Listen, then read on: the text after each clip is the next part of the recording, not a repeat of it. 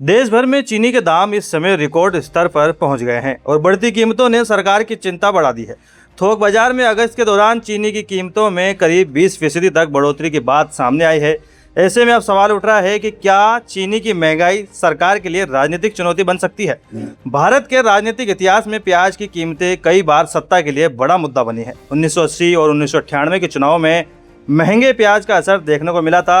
अब सवाल ये है कि क्या इस बार चीनी की बढ़ती कीमतें भी चुनावी मुद्दा बनेगी।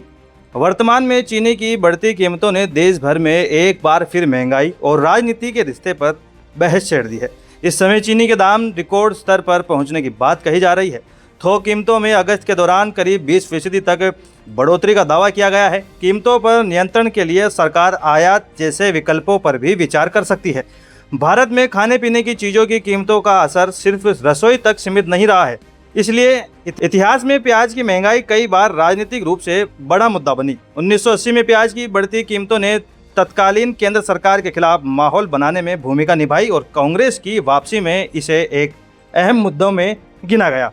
इसके बाद 1998 में दिल्ली विधानसभा चुनाव के दौरान प्याज की महंगाई तत्कालीन भाजपा सरकार के लिए बड़ी चुनौती बनी और चुनावी नतीजों पर इसका असर देखने को मिला। वहीं अब चीनी की कीमतें बढ़ने के बाद यही सवाल उठ रहा है कि क्या इतिहास एक बार फिर दोहराया जा सकता है।